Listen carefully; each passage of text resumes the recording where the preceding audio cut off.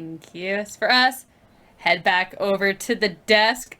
I gotta say, I'm still unsure about the background, but That was the I coolest like part. it. I love that. That was sick. Did you The not stained see glass. the Team Liquid? Yeah, I was just about to say the stained glass Team Liquid logo in the back, like I think I'm that. just surprised. I'm so used to the esports vibe and the lights. This is where I'm and like, Team Liquid, how do I different. get one of those? What do I have to do for you to give me one of those? I'm just Just glad like- we're past the point where every single player would sit there and do this pose for all of their pictures, right? We are at least seeing a lot more personality from the teams finally. People get to do the poses that they want, and this is progress. Be silly, see different things to go on, and be freaking good, right? Team Liquid is showing that they don't just have personality, they are great players as they take another series. And I think it was like Dominating. 40 minutes of game time. Total. I think it was Yeah. 40 or 50, right around there. You're right. Yeah. So I just want to say you're making fun of the pose. I'm pretty sure they're constricted to a very small space. And what else do you want them to do? Stand there with their arms next to their side, all awkward? I feel like the esports do pose the is a hula. little better than that. You've been seeing all the who's that player poses that we've been seeing, right? There's an Arrow who's sitting there with the whole misfortune get up at the Yeah, because we're cool over in Academy. We can have fun. Hey, like you can get a magnifying glass out like this and just be like, oh my gosh. spooky. Wow. Wow. Okay, all right. Or, Well, or you can get like a horn like I have here, you know, just No. a drinking horn and just bring the magnifying glass out here so we can start talking about our next game and you can start closing in and it's acting on these teams. As we already got through our first match pretty fast, and now it's time to talk about FlyQuest going up against Immortals. And to start off, we're going to talk about this FlyQuest roster because Philip going to play in LCS this week means there's going to be room for someone else to be joining the squad, and that's going to be Kuma. True. Seeing Philip have an opportunity to play LCS is one of the most exciting things I've seen in quite a while, right? He was one of the players that I had a big eye on about 2 years ago when he started playing in the amateur scene. He was beasting up on everybody as a substitute, and eventually gets picked up for Academy. Now he gets to play in LCS. I always knew he'd have an opportunity to do it. I just wasn't expecting it to be so soon. But that does mean we get Kumo coming down to play here for the rest of FlyQuest. He's a veteran presence, and he was part of that FlyQuest roster that moved up and started just playing in LCS as the Academy team and seeing some success. and he's also won some of the Academy titles here when he was a part of Academy more full time. This guy's got a tenured experience here in Academy. Yeah, and joining into the FlyQuest squad for this week should be fun, especially paired up with players like Yuji and Spyrox, because those two have been a pretty big win condition, I'd say, for the wins that they have managed to grab Magical. I think that first we got to look at Kumo and how he plays the top lane, just because, you know, it's exciting to have him back, but you see there's Spyrox. They played together before, and Spyrox and Yuji, they are a core identity for the current roster of FlyQuest. This is a big reason why they've been able to pick up wins, and how they've been able to play is through them. But obviously, props to Tomo and Diamond too. I'm not trying to take anything away from them. I think they're a fantastic bot lane. But the fact that, those are the older, the more veteran players. Well, Spyrox, Yuji, this is their first year in total. They've had a great plays. That steal there was, oh my god, I remember when that happened. That was just the wildest thing to see. And Azir, and this is before Azir was even meta. This is back when Azir wasn't really that big of a thing that we saw all over the place. It was just Spyrox. He's that comfortable with the champion, and he knows the limits, but he knows also how to play with this jungler, how to go in tandem for these risky plays, diving in with one another so they can gain leads and gain advantages for the rest of the map.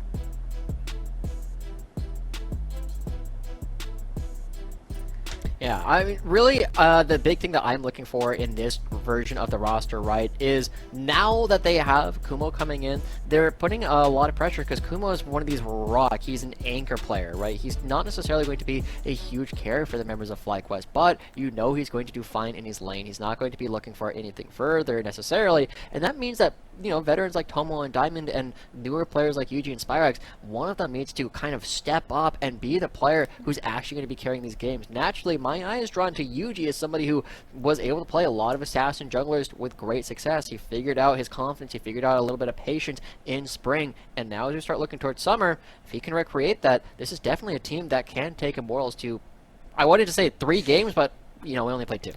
Bring back Yuji's Kiana, please. Oh my goodness, is that a treat? All right, well, talking about Immortals next, of course, they didn't have the greatest time against Team Liquid yesterday because Team Liquid did Team Liquid things.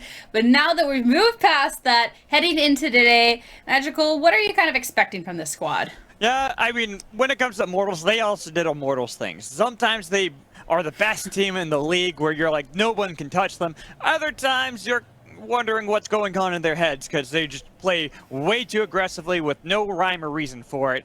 But I expect great things of them regardless. They are a team that mostly is remaining intact. They got top 4 in the Proving Grounds last time.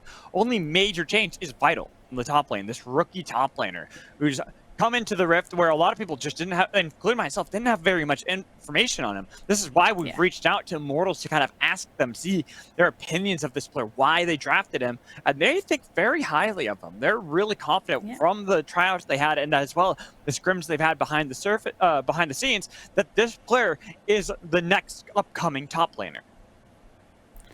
Yeah, I think it's interesting the fact that there's, on our end, I feel like so many question marks about Vital as a whole. And each game is exciting because we get to see just a little bit more and more why Vital was picked up for this spot. And to maybe try and be on par with everybody else on the team, have a couple of clips to talk just overall about a bunch of different people from this team. And I gotta say, Vital, the first game against Team Liquid yesterday was pretty okay, but the second was a little rough because you're going up against Bradley's Gangplank. So that's just a tough time, Joshi.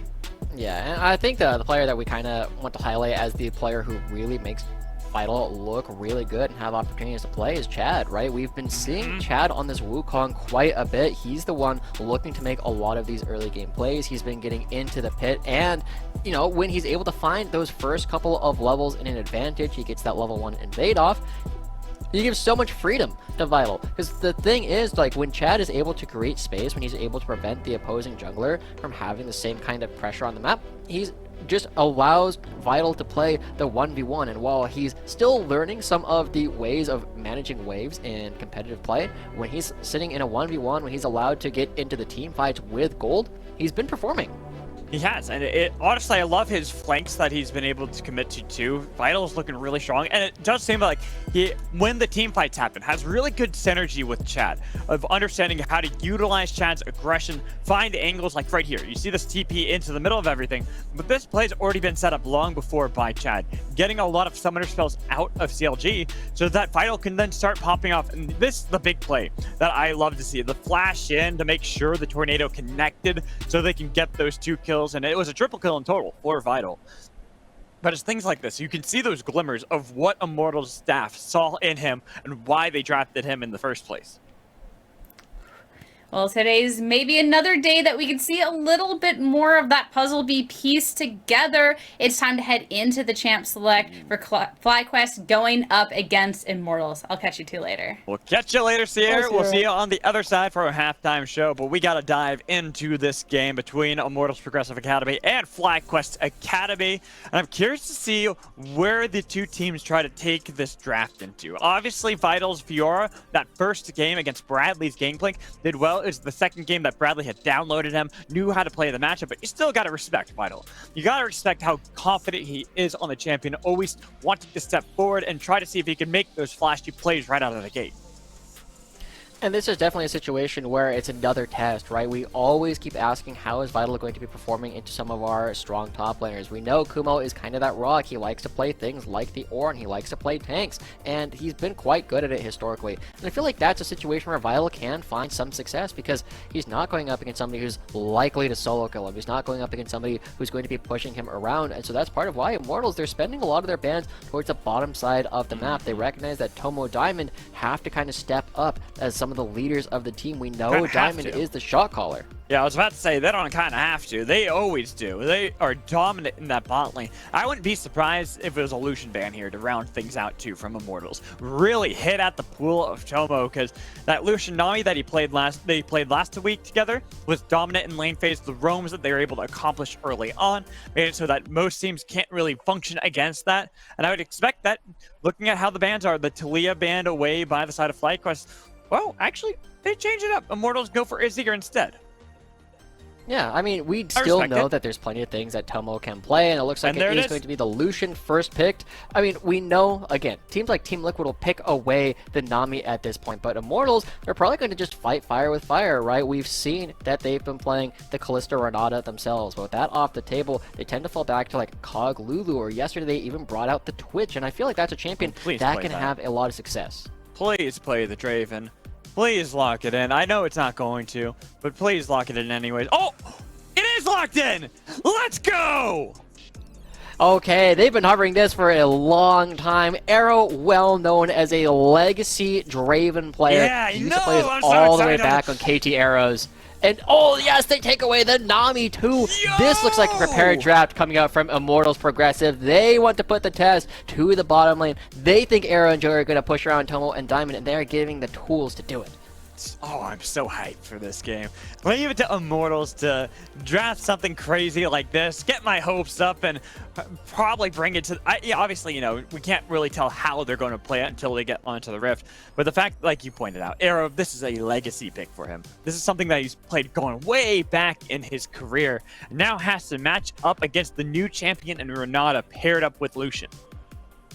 Yeah, and while, you know, the Lucian Nami is super dominant, the Lucian Renata is not bad either, right? Just the ability to get all the percentage HP damage coming out of Renata can really allow you to fight back, but this is a lane that if one team makes a mistake, if one person steps a little bit too far forward, they're not going to be able to survive. There's so much damage coming out of both of these bottom lanes that it really is a challenge for Immortals to say, we think we're going to be able to play it better than you.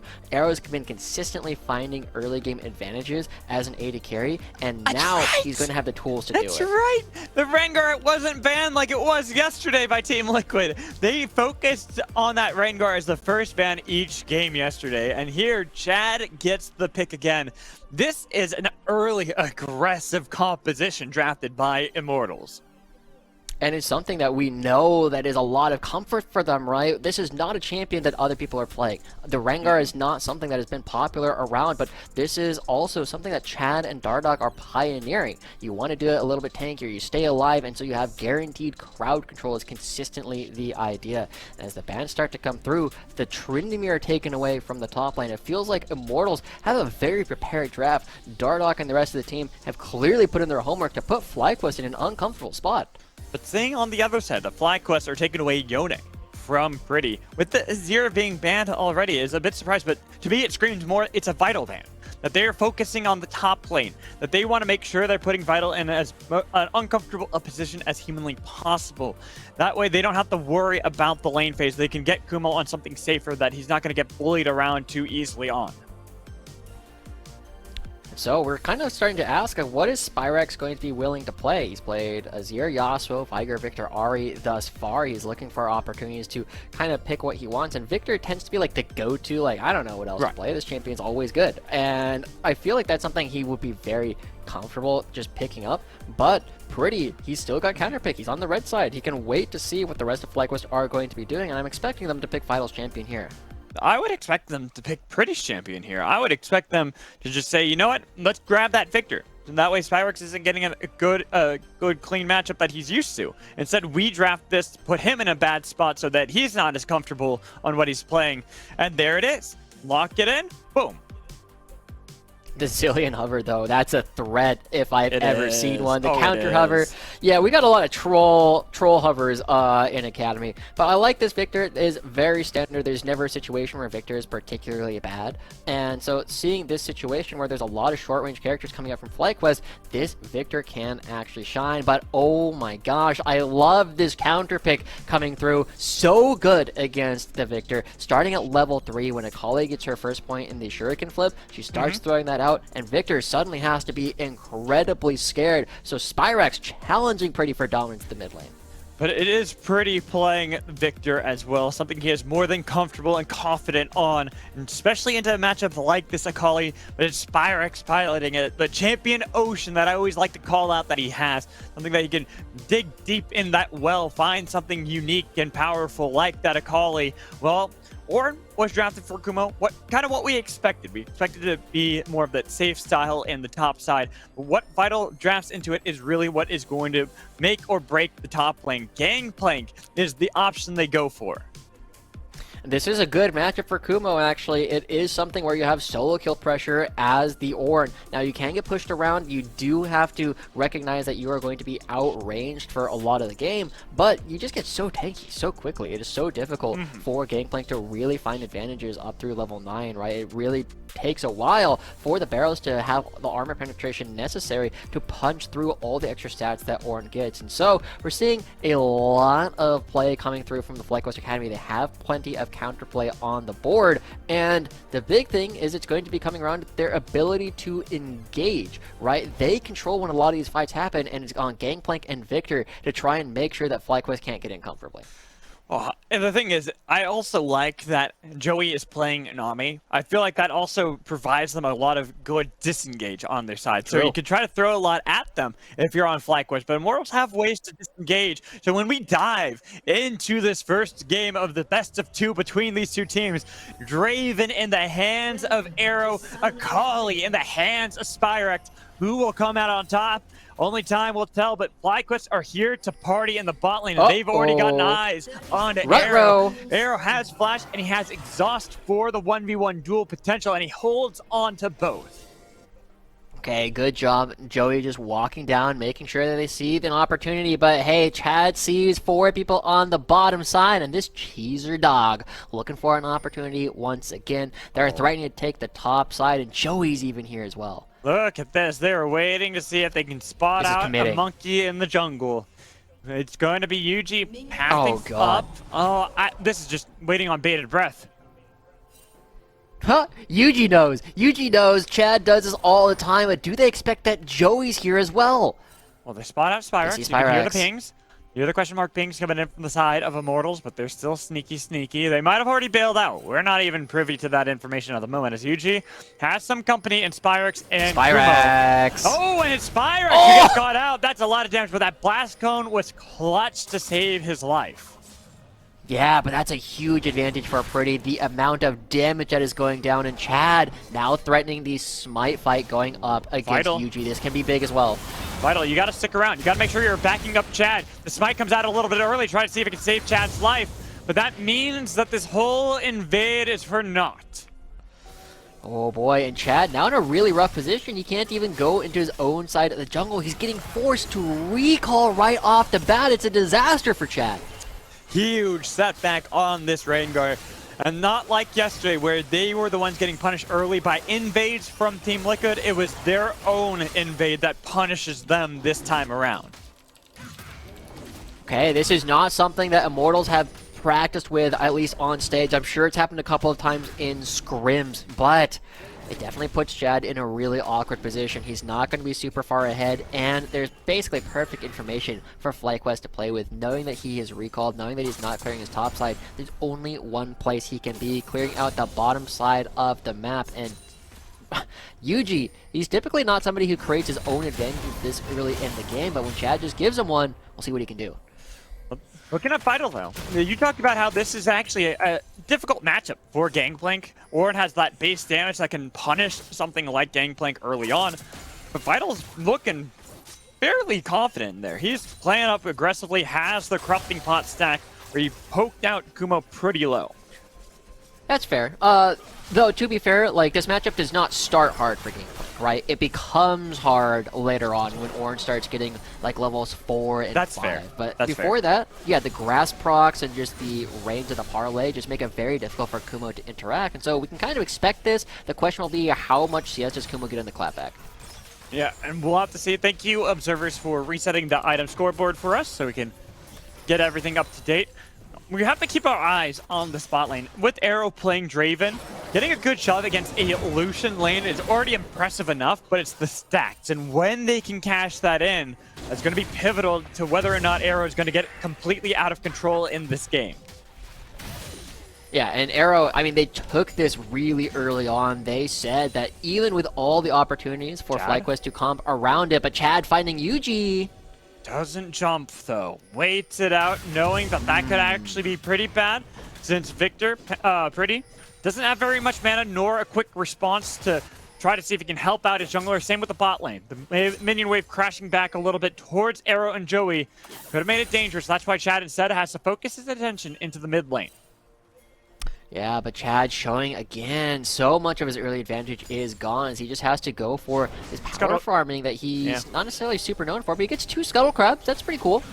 The thing money. is, with playing the Rengar, we have seen this a couple times out of him, where those early plays don't really work out too well. So he goes back to farming up to level 6, and then that's when he tries to look for another play. And honestly, we just gotta hope that if you're a Immortals fan, that he doesn't get caught out anytime soon, or that his team doesn't fall behind. Because right in there, this is that wave crashing back against Arrow and Joey, where they got a good punish from the side of Tomo and Diamond. And they're going to be able to clean up most of it, but people are standing on wards. Arrow and Joey fancy their chances, right? Remember, this is super, super bold for both sides. Both bottom lanes opting into this really volatile matchup where they both say, if one of us gets ahead, the other AD carry doesn't really get to play. And so the fact that the balance of power remains so even is kind of a testament to both AD carries and both supports. Well, and keep in mind, Arrow did get a reset. So he was able to go back, buy a longsword and boots to get back into this lane and look to continue to punish Tomo. That's why they don't want to let Tomo and Diamond have that free back so they can continue to punish it, because elsewhere on the map, they're starting to get that harassed. They're starting to get control in top lane for the side of FlyQuest, where Kumo has crest the level 4 that you were talking about when Orin finds the power spike in to Gangplank. And mid lane, we also have the same thing. The Akali with the shuriken flip is punishing Pretty. Yeah, no, there we go. I mean, we get to see why Kumo hits level 6. Oh, nice. Ah! And even Ah! there, still, I know. We're going to skip right over it. It was a good flash from Vital. Yeah, true. Skip over it, Josh. Nope. Oh, Skip it. Okay. Delete it. Okay, we're going to pretend it didn't happen, just like Armeo's flash into the cage. Never happened. Yep. Definitely not leaving kills on the table, but we got to start paying attention to the bottom lane again, right? We've already talked about how impactful it's going to be when one of them finds a lead. I feel like we've been seeing Yuji spending a lot of time. He's like going towards the bottom side of the river, looking to try and help them out. And one of the things that I know we've talked about with the top lane, Surdy has credited players like Dokla and Darshan as being really good at shot calling the jungler to come help them out. Just like, hey, I have a good wave here. We know that Diamond is one of the big shot callers for his team, and so I think he keeps asking, like, hey, Yuji, can you come check this out? Because he's still got 2 camps topside, right? He's got a big voice and it calls for his team's attention when needed. As you can see in the spot lane, the flash early from Joey will thwart the attempted gank from Yuji, but that drawback in with the handshake almost reignited the attempted play. Yeah, and Yuji spending a lot of time that ends up not resulting in a whole lot coming out for the side of FlyQuest. The gold remains basically even between the two teams, and Yuji, you know, he still has his entire top side to clear out, so we're going to see about 2 minutes probably before he can come back to the bottom lane, unless he really wants to flip the game over one fight. Top lane fights again. Vital struggling against Kumo. Just bullying around the Gangplank the best he can, has the Bomby Cinder as well, so a lot of that damage struggling to stick to him.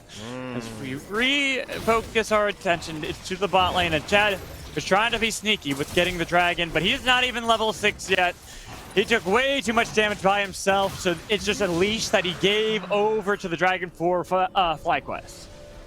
Yeah, and now with the dragon off the table, you see 6 camps ready between both top sides of the jungle. Yuji and Chad are going to be going up there, and that's when we start seeing play going towards the Herald and potential ganks towards the top lane as both junglers start hitting level 6. And is Kumo already hitting? No, he's not hitting. He's just double checking to make sure nothing funky is going on. I would have been surprised if he did too much with how far away Yuji was onto the scuttle. Might as well make sure your Monkey King can get level 6 too. Yeah, I mean, Yuji is going to be able to do that fairly quickly, but Chad and Yuji are both here, and Spyrek has been cheating towards the top side, and as supports get their recalls in, start moving up, we might be seeing a very similar fight over the Rift Herald, as we saw earlier today. Potential fights around the Rift Herald, but with the Scuttle Crab secured by Yuji, he secures level 6 too. I thought that he had enough experience, I just wanted to make sure before calling it out. Yeah, now looking for Chad. Chad should be able to pick up his buff in time, but Yuji knows that gives him a bit of an opportunity. He's going to be hitting up the Rift Herald. Spyrex can move for sure, and Kumo, as he gets this wave pushed in, has the Ignite. This is one of Orange's scariest parts of the lane. Ooh, Joey eating a full calling, nearly dying solo to Tomo. That's a rough look there for Joey. Joey, he's gonna be able to heal himself up, and Arrow is still strong, knows with no culling, he can just walk up and get some damage down. But with no response coming out from Immortals, that is going to be the Rift Herald going over, and that can really tip the balance of power in one place or another. That's why Arrow, I think, was trying to crash that minion wave to make sure they can mitigate the losses they knew they were going to suffer elsewhere on the map. They nearly got that first plate here in the bot lane for Arrow. He's sitting at 225 of his Draven stacks at the moment of Adoration. But once he can, if he can cash those in, not even once, it's if he can cash those in, that's where we'll see Arrow starting to dictate the pace of this game, where everyone has to focus on the Draven and Draven alone. So one of the things that we've been seeing from Arrow and Joey so far this split is they typically have been decently good at actually finding these early game advantages on their own. They will win some of the 2v2 interactions. They will find opportunities to get Arrow ahead, get him 2 kills. And I remember very specifically the game where he was on Callista, he had 9 kills. Right? His early mid-game play has been quite good, and Tomo and Diamond are fighting back. But after that, we also know he can be a little bit too far forward in a lot of situations and end up getting picked. So Immortals are showing a lot of trust in him right now. Well, I feel like at this stage they have to. You draft Draven, you know you're trusting Arrow to be the carry, not to get caught out of position. But also looking elsewhere on the map. Pretty, he survived that lane phase, where typically you'd struggle into a Kali, and he's got quite a gold lead and CS lead over Spyrex at this point with Victor. Clearing out the minion waves, making sure to deny any roam potential that Spyrex might have. Yeah, I mean, it kind of goes back to level 1, right? We said earlier in our previous game, oh, Chad? Okay, they've already empowered him. Chad's looking for the dive, but a good handshake. Pushes him away from Toma. Yeah, I was gonna say, like, Victor's level 5 through 9 is really dependent on how well he's actually able to play at the 1 through 3. And because they chunked out Spyrex so hard at level 1, Pretty is already now at the laser. He's got his lost chapter. Yep. He's solved almost all of his laning problems, and this is when Victor really starts to come into his own as a battlefield control mage. But Spyrex, not a slack on this Akali either. He can still look for a lot of assassinations, and there's 5 targets on the side of Immortals for him to play for. But the problem is getting there. You can see with the control Pretty has in mid lane is allowing Chad constant pressure on the bottom half of the map. Same with Arrow, as he's got those adoration stacks. Even if it's the lane shoving back and the culling used by Tomo to make sure they're pinned underneath the turret, that's just so that this fight on the other side can go well. Chad's taking low, but Yuji was nearly dead. The cannon brush will tickle at Spyrex, but they got out their jungler, and Chad, he still wants to hunt. He jumps in, gets the flash out of Spyrex the entire time, while bot lane Joey barely survives himself. Oh, we got him! Arrow! What a legend! He gets so much money off of that, and Immortals now in control. They can start to set up if they want for this dragon. But that's huge. If you're the bottom lane of Tomo and Diamond, you're sitting there just like, oh my gosh, I can't believe we were winning this lane. We were taking the heat to the Draven lane, and then the rest of the map, just one ult. That's like 600-700 gold just picked up by Arrow out of nowhere. The acceleration on this champion is nuts. He's suddenly 1,100 gold up. He's sitting on 3K, Josh.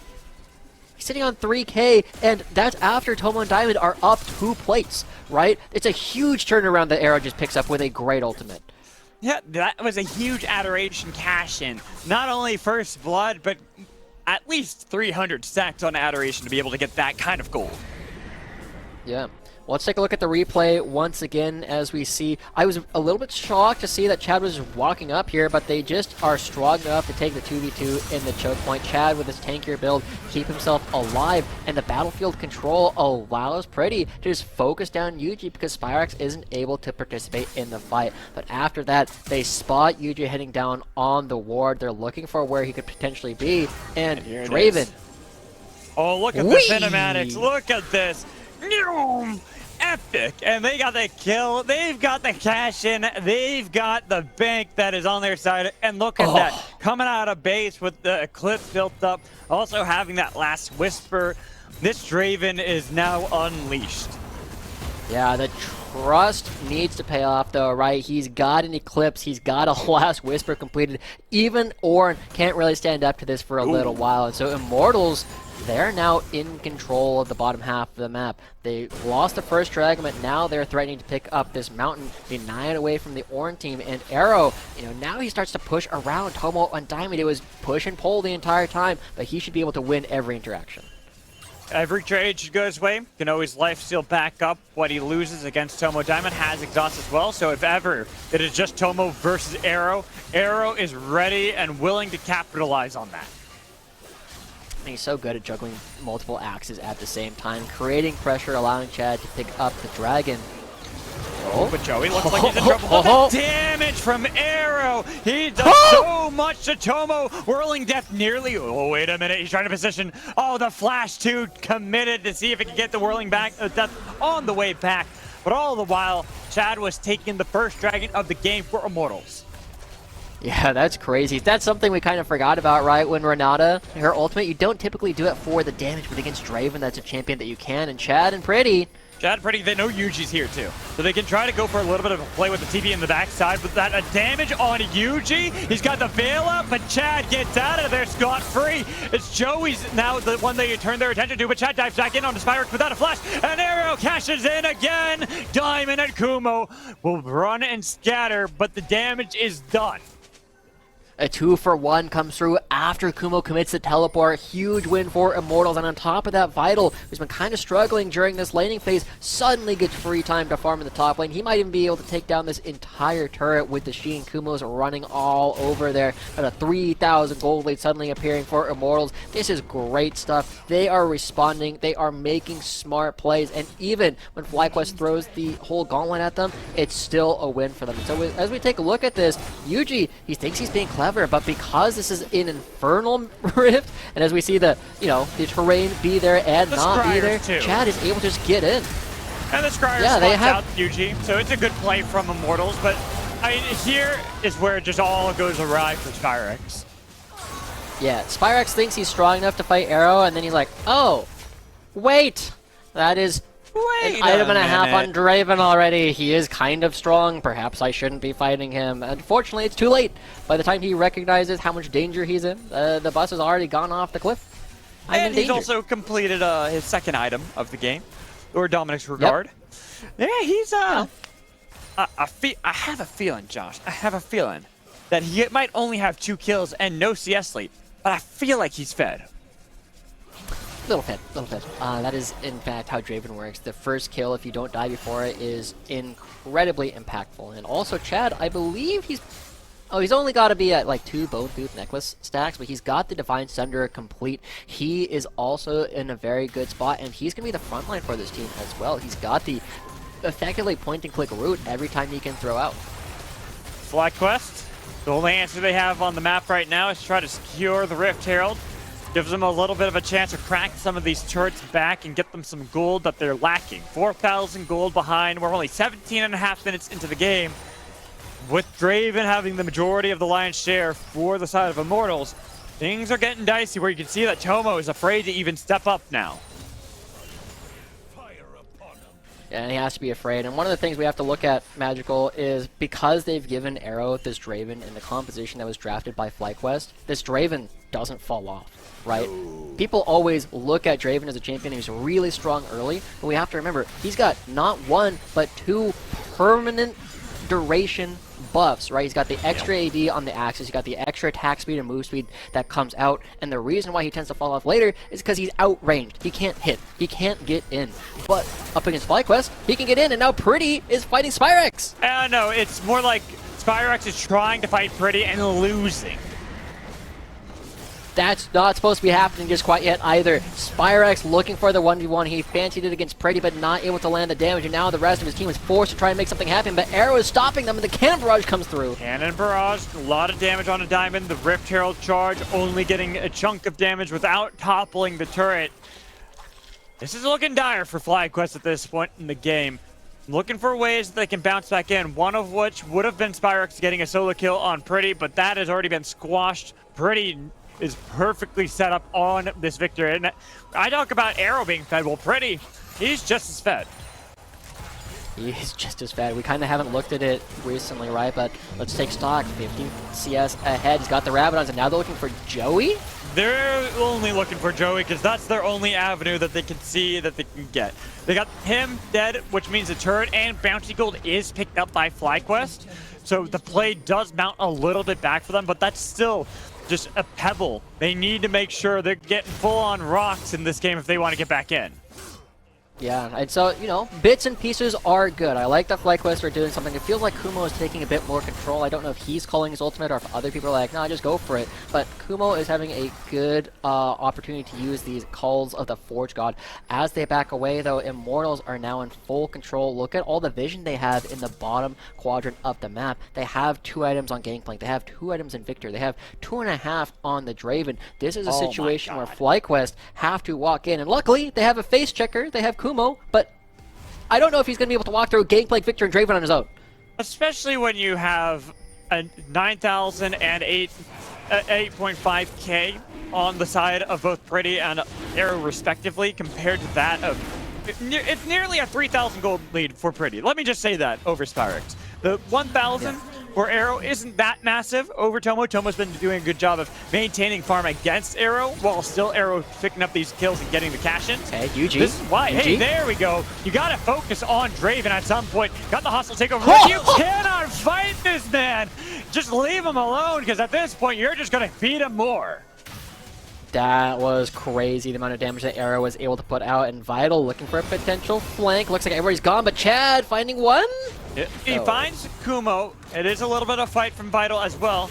Keep in mind that Vital, he might not have had the best landing phase, but that is what you expected at the beginning, Josh. He's now got 3 assists with thanks of that cannon barrage. He's got a lower Dominic's regard as well to cut through the resistances of Kumo. Yeah, I really like the builds coming through from Immortals, but I kind of want to see how FlyQuest try and create situations where Tomo is able to hit, right? Because he is currently their biggest damage threat. And he's got Kumo in front of him. He's got Yuji in front of him. Like, these guys will take a while to go down, even with the amount of damage that Immortals is going to be throwing out. But I'm trying to imagine the situations where Tomo can actually hit the relevant targets, right? I was about to say, they we just talked about how have low Draven range. falls off. Right, it's low range on the side of FlyQuest. How do they even get near Arrow? I think the answer is you got to catch him out. You just got to be willing to pull the trigger. This is one of those games that starts feeling really desperate, and you really see what teams are able to come through as a double bubble helps them out. And Chad's right here. Chad was looking for it. Good route, a good flash away from Diamond with Yuji there to protect him. Chad will say, you know what, I'll take it. It's a good advantage.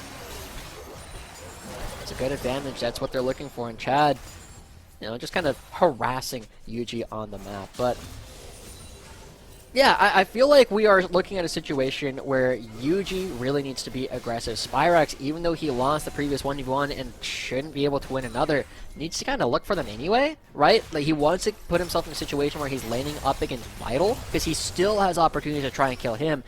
And we've already seen that it doesn't work against Pretty.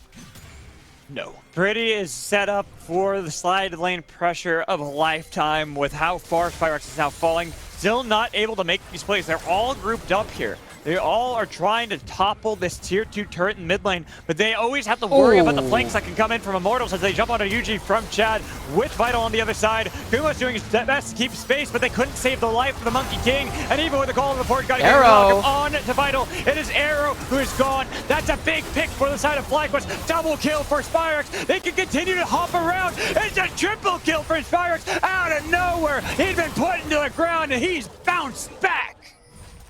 3 kills going over to Spyrex. We asked how were FlyQuest going to be hitting, but they find the team fight. It's a chaotic one. Chad's coming behind. Vital is going for the teleport on the backside as well. And it's FlyQuest that actually come out ahead. They don't get any objectives off of it, but this is a sign of life that we needed to see. As we take a look at it, we have to remember, we were asking, how was Arrow going to be, how was Tomo going to be able to hit during these team fights? And the answer is, if he's able to isolate members, if he's going to be able to hit whoever he feels like as they're focusing on other targets, he can actually do the damage necessary. So he takes one side of the fight where Spyrex, he's able to find the damage. He can't get hit. He cannot be auto-attacked. And so when both of your carries are suddenly unlocked, FlyQuest find victories.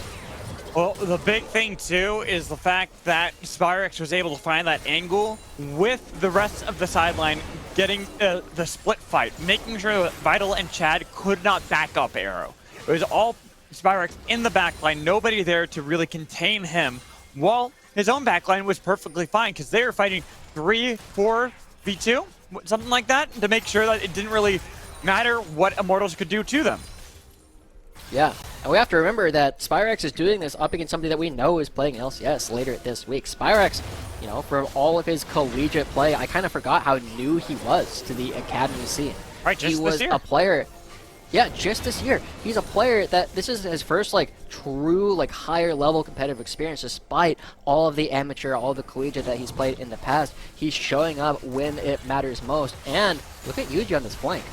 It's Yuji's turn. He saw Spyrex do it once, and he thinks he can do it as well. But that blue trinket did spot him out. The flash in onto Pretty. Pretty has to go golden to make sure that he's surviving. He has no flash to be able to get out of this one easily. Spyrex easily goes on a rampage with it. They find him, take down the future LCS player right away. FlyQuest are able to zone out multiple members, but Immortals, they're trying to challenge them. They think that they can do the Baron before FlyQuest can pick up the Dragon on the other side. Well, look at where Yuji is. He's walking up because he's wanted to get that Dragon. So here they're expending the TP from Spyrex to cut off a retreat from Immortals. They'll force them off of the objective. And FlyQuest, as they clear out the vision, then they just go right on back. Immortals trying to buy time for Pretty to potentially teleport back to the fight, but the Gambit doesn't work. FlyQuest are still going to find another team fight victory. They're going to find an objective after this one as well, putting a halt to Immortals, stacking up the Infernal Soul. For FlyQuest, I am incredibly impressed with the way that Spyrex has been able to navigate the fights so far. He was in such a bad situation. He lost a duel to the Victor earlier, but the confidence that it takes to just go in again is something that I feel like FlyQuest has kind of leveled up with. This game's now become a duel between Spyrex and Arrow. Which one will come out on top? Which one will lead them to victory? As you're getting more items completed, you see the fact that you got 5 and 2 now. You started off that whole thing 1 and 2. As Akali bounced back into this game, still about 1,000 behind. Pretty. That is a hell of a lot better than the 3,000 he was behind before. And now they've got the flash out of Joey, with Chad having to run back using the Thrill of the Hunt just to escape. Yeah, the flank looked really good, but Kuma's Call of the Forge God wasn't quite up, and Chad, I mean, he doesn't have assassination threat on this champion, right? He's going Divine Sender plus the Black Cleaver. Yeah, he's the tank. He's going to be very difficult to kill because he just shouts and suddenly that means you're okay. But Immortals, they were in control of the game, and Pretty's died twice since then. He hasn't found any more kills, and this Rabadons that he was building in order to try and snowball the game isn't working. Yuji, smells something funky. He almost got caught out there, but the bullet was a little late from Chad, so wasn't able to capitalize on that. So Immortals go back to the drawing board. They know that their jungle is being threatened by FlyQuest, even losing out on the Smite fight around... Wait, did he lose the Smite fight around that? What, yeah, around the red? Yeah, I think he lost the Smite fight around red. Yeah, I think I went to Tomo. I'd have to look at Tomo. Yep, you did. Okay, perfect. Yeah. Just wanted to make sure, because I'm like, wait a minute. I don't see him or Yuji with it, so I'm like, wait a minute. Who has it? And now I know. With Tomo having red buff too, that's a really good position for FlyQuest to have. Yeah. He's got Gale Force and the Essence Reaver now completed. Yeah, and it's not just a Gale Force, it's a Typhoon coming through, right? The upgraded Ornn items are here for FlyQuest, and the gold lead has now evaporated. With the first Ornn item, the second Ornn item already coming through, it actually means that FlyQuest have an effective gold lead on the map. And if they are able to win these teamfights despite all the battlefield control that Immortals have, it's really good news for them, because Kumo is now tanky enough to just walk up into Victor, into Gangplank, into Draven, and be like, what up? What are you going to do about it? And Immortals... yeah, that was a barrel, and it's like, I'm like, okay, thanks. That's after double armor pen. Yeah, this is not looking too good for the side of Immortals unless they can pull off a miracle like Spyrus. You went way too far out. Where's your team to back you up? You're using the perfect execution trying to get away, flashing from the tidal wave, but that just puts Diamond at fault. It puts Diamond in a bad position, so Vital can pin him inside of the Baron pit, nearly take him down, but the flash is coming in from Double looking to save him. Solo out, Vital with the oranges. He's not okay. Kumo's here to save the day, even if Arrow is on the other side, flashing away from Yuji. The Cyclone will root him. Handshake. Kumo! Back in. Arrow, he's killed. He's gone. Kumo created the space for the team, and FlyQuest are coming out on top. Kumo, the anchor, finding the flank coming through. He divides the team and allows the rest of FlyQuest to just hit one member. And it looked really bad. Spyrex started that off in a situation where he was going for a duel that we knew he couldn't win with how many people were there. But Immortals not able to set their battle lines, not able to use their battlefield control because FlyQuest are creating chaos. And unless Pretty and Joey, this combination of old, can pull off a miracle, Kumo, again, looking to create space, and it's Yuji diving back in. Look at Spyrex. He's TP'd into this one. Pretty flashed away, leaving Joey out to dry. The Chaos Storm will pick up the kill on the other side. Bubble from Joey creates more space and distance away from Yuji, who cannot seem to chase down Nami at all. A nice blast cone away, and a second one on the other side. Somehow, Pretty and Joey do pull off a miracle. They stopped the Baron and they got the kill onto Kumo. Yeah, good stuff. I mean, we know Pretty's good. There's a reason he's getting called up to LCS. We expect him to be able to make these kind of plays. He's got the Rabdons, he's got the Void Staff completed. The amount of damage he's going to do, absolutely nuts if he can stay in the fight. All right. But Immortals, now they have to change the play action. They're going bottom. It's the Dragon.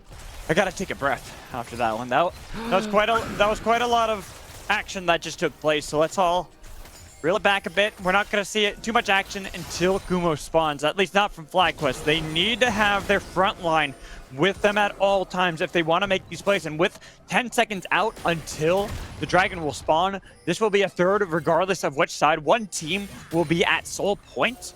It's just dependent on who gets that, with Spyrex already on a flank.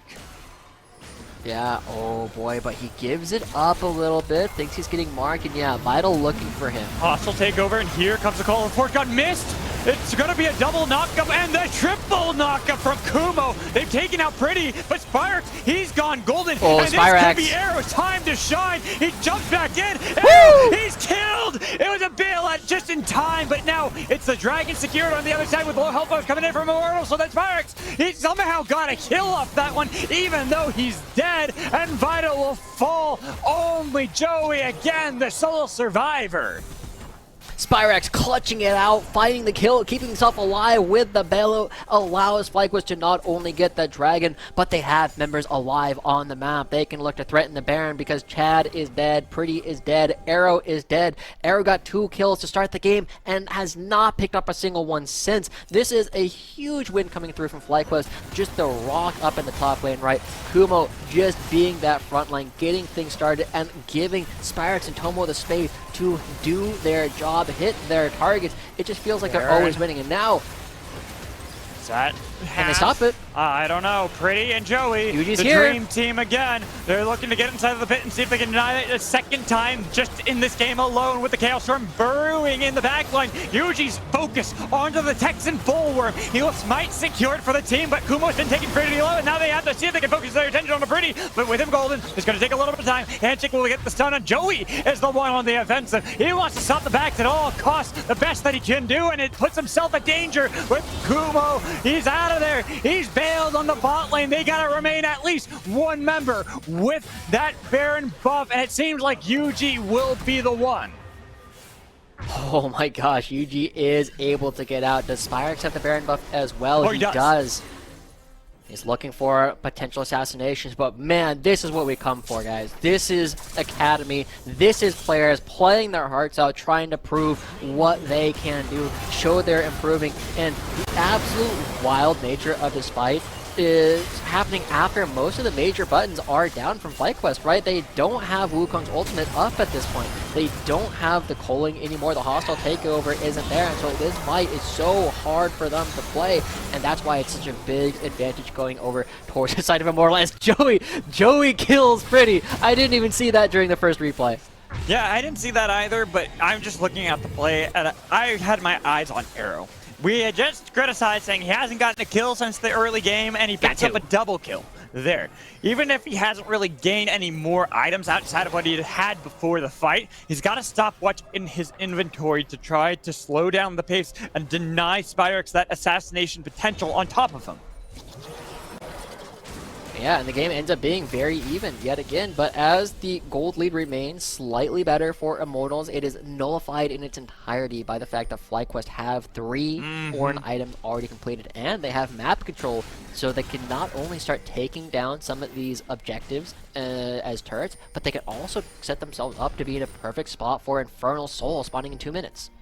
And so Immortals are trying to defend it with 2 Baron buffs still remaining on the side of FlyQuest. One of them being on Spyrex, the other on Yuji, who's mid lane. He's not that far, keep in mind. Hostile takeover underneath the turret. With Whoa! They eviscerate Immortals, and FlyQuest have won this fight handily. Chad now chased out of the jungle. Brittany and Joey were just deleted in that fight. What happened, Josh? Arrow killed them! Arrow did so much damage with his auto attacks, right? The hostile takeover comes through, the brittle makes it go even longer. Another Orin item is done, and FlyQuest, beautiful timing. That's the kind of thing that you don't see very often in Academy. The coordination of ultimates was gorgeous, and now they're threatening to end. They could just end unless Kumo gets caught out here. He takes a lot of damage for his troubles. Whirling Death was not able to accomplish the kill, though. Spyrex has the perfect execution out of there. Just in case Immortals continue to press the issue, they want to deny these backs as best as possible, because in about a minute is when the next dragon will spawn, and that is Soul on the line. Yeah, FlyQuest get out in time, though. They are going to be there for the dragon to at least contest it. And we'll take another look at the replay of this. Just look at how well the hostile takeover is used. You don't see it, so you can't get ready for it. And it puts them in such an awkward position for this. And look, it catches Arrow, and he 2-shots Joey. Whew, that is insane. The damage that was layered in, the hostile takeover to make sure they couldn't escape, and then that calling damage. The calling, you got the Gale Force, you got everything that just worked out perfectly for Tomo. Yeah, and he sells his stopwatch as well. He's got the completed Infinity Edge, so Arrow's on 4 items. If he's allowed to hit, he does a lot of damage, but I don't know if they're going to be able to get into the river. No, but they do attempt it. The TP behind, but Spyrex is still on the flank, and the dragon hasn't even been started. Vital is not at perfect health. Instead, Kumo trying to split up the fight with Pretty going golden immediately. They got at least Tomo out of the fight and out of the equation. With Diamond taking a lot of damage, but they got the pick onto the back line. There's no Pretty. Vital, the flank was not enough. The barrel chain a little too early to kill off Tomo, and now FlyQuest with the advantage, 3 versus 5. They've got to worry about Arrow, but that's about it. They've got all the members impossible in the perfect position. And Spyrex, he's flank back into the flank, and he's got Chad. Now make that an easy smite and an easy soul for FlyQuest. Oh my gosh, this game is so much determined by the fact that FlyQuest can choose their targets, the dive buddies of Yuji and Spyrex, because Spyrex got so huge, creates so much threat. Pretty's not able to stand up to it. He goes down and he is so much of this team's damage that just disappears off the board. Immortals not coordinating their battle lines the same way, and so FlyQuest, they find another advantage. The shot calling from this team, the veterancy that Kumo is bringing, the way that they are able to organize is just proving the difference maker here. I was expecting this to be a really close game, but I wasn't expecting it to be this close. We're at 37.5 minutes into the game, and only a couple hundred gold separates them. You didn't predict that, Josh? I did not predict that. I mean, no. We've been seeing so many Team Liquid games. I was expecting, you know, one side to find an advantage and blow through it, but FlyQuest are just slowly inching their way out every single time. 30 seconds until the Baron. FlyQuest have total map control. And Josh, they also have everyone with gifted ornaments all across the team. Already the what is it? Let me see if I can do this. The Rhine Forged something. Shoot, what is that one? Rhine Forged Grasp. That's what it is. They got the die side. They've got the what's the Night Harvester one again? I have no idea what Night Harvester is. They got the Vespertide. Then they've got the Typhoon, and then Locket is the Reliquary of the Golden Dawn. Yeah. Good job on that one. That's a fun word. But Chad, he's trying to find something. He's very tanky. Yeah, he's tanky enough to be able to eat that culling pretty easily, but they now don't have that cannon rush. And Chad re-engaged for some reason. With him at 50%, the knock up in from Kumo, but that is a pretty nice tsunami wave that tried to split up the fight, but Spyrex makes sure that it is not going to be as good unless they can get the kill on the other side. With Spyrex barely going golden, he's bailed out, but they already have Arrow picking up that kill on the other side. It is Arrow and Vital versus the world. Minions are pouring into the base of the TP to make sure the super minion will remain in topple one structure, but an exhaust has been thrown out onto Tomo. Arrow's got a lot of damage, but when he's bounced around at CC, he can't do anything.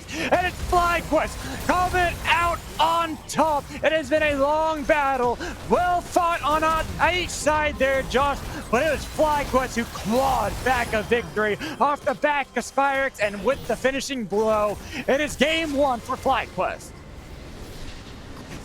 From the members of FlyQuest. This was such a controlled game. We're starting to see why this team is able to play so well, and I absolutely loved watching this Ornn get played by Kumo. I loved watching the Spyrex on Akali. They had so much control over everything that was happening on the map, and you can see shades of why this team was able to just go into LCS and beat up a lot of the LCS teams in its former heyday. Now it's trying to claw its way back to the top, and with that kind of performance, it's a good argument as to why. Well, before this week, too, this is one of 2 rosters that remained completely intact. With Kumo playing, obviously that has shifted up a bit, but Kumo really did slot in so well with that Ornn, where he played immaculately, separating the fight, allowing Spyrex and Yuji to be that wombo combo in the backline. But that's just game 1. Let's see if we have a game 2 that's the similar way, Josh. We're going to toss it to a break. When we come back, we'll have our halftime show with our host, Sarah. Make sure you stick around.